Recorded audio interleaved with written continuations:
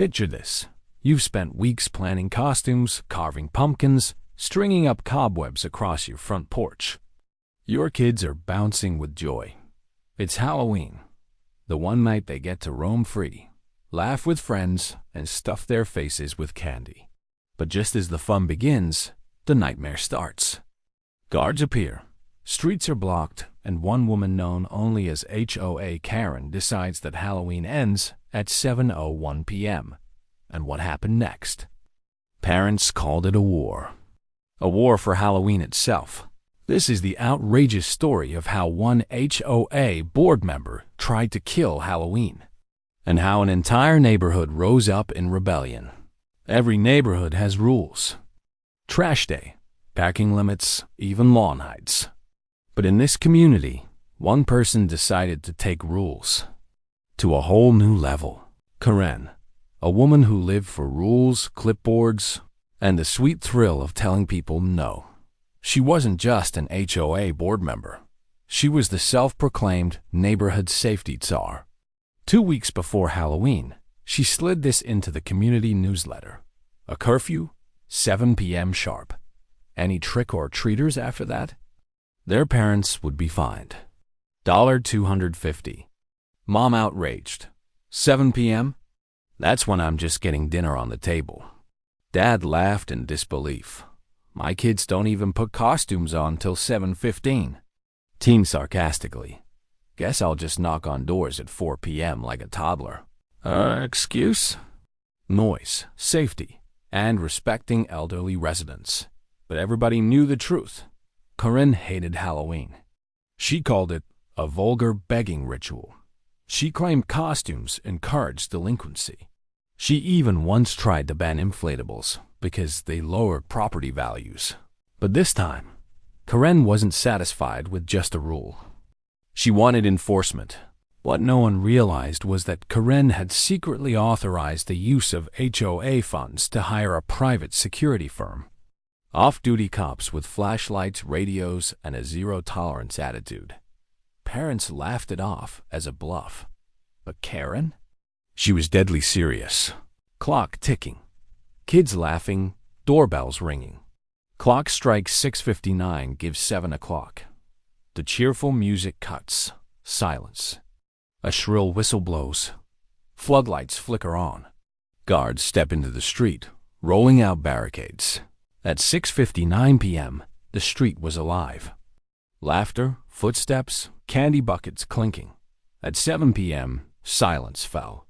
A whistle pierced the night. And then, chaos. Parents gasping, guards blocking intersections. Karen steps forward, clipboard in hand, smug as ever. Curfew is in effect. Disperse immediately, or face consequences.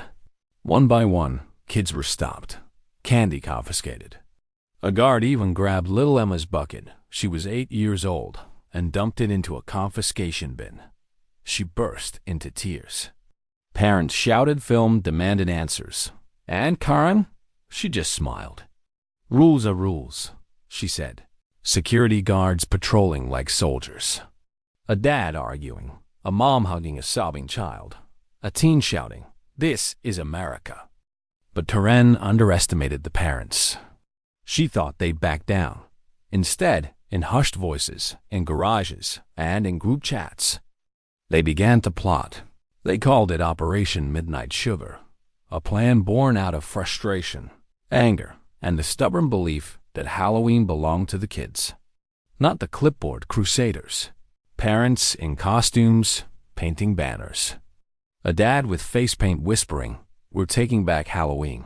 At 11:59 p.m., while Karen slept peacefully in her HOA-certified noise-free home, the rebellion began. A drone flying overhead, distracting guards. Fireworks in the distance. Parents dressed as zombies approached the confiscation bin. First, they struck the confiscation bin.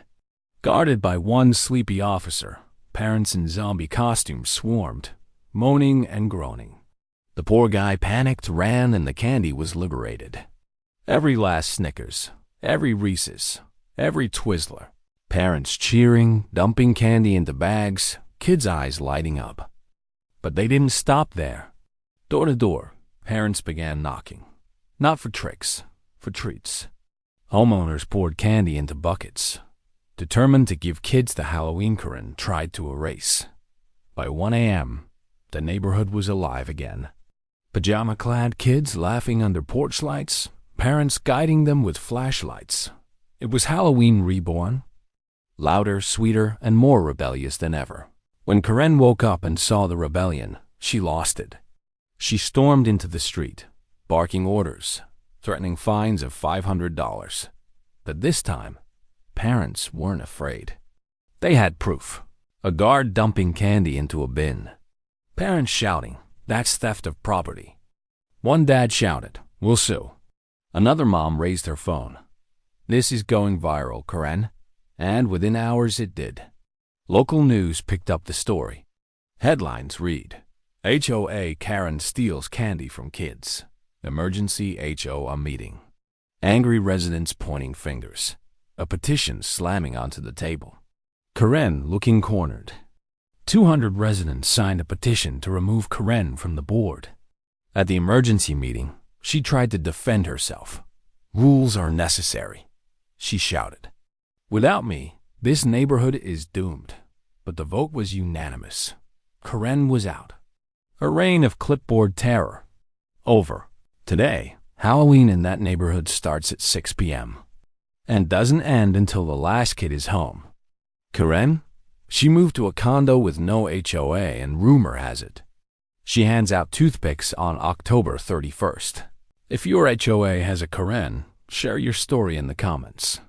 We're exposing the wildest HOA power trips, one video at a time. And remember, Halloween belongs to the kids, not the clipboard crusaders.